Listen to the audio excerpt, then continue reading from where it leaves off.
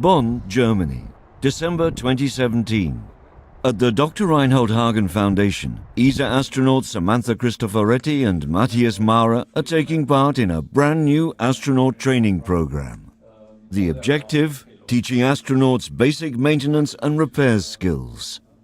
At this 7-day workshop, the ESA astronauts are taught how to handle a variety of tools and to solve various technical problems.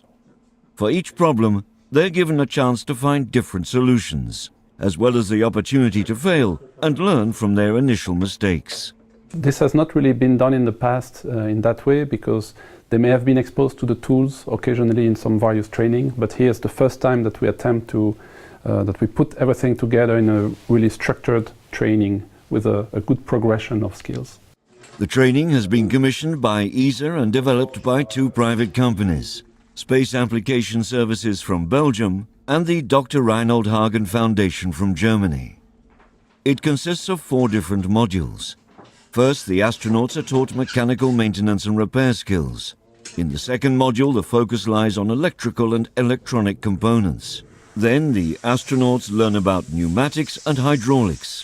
Finally, all the acquired knowledge is brought together in the last module, Integrated Tasks. In this module, the astronauts are given a new assignment each time.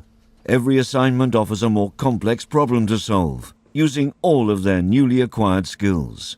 Skills that can prove to be invaluable aboard the ISS. What people don't always realize is that a lot of what we do on the space station as crew members really is in some form maintenance and repair. The space station is a very complex machine and we have to keep it in good shape. So this course is great. This is what this course is about, maintenance and repair. It's very much targeted to the tools and the typical tasks that we have on the space station. With this program, ESA wants to make its astronauts even more skilled and self-reliant when they're in space.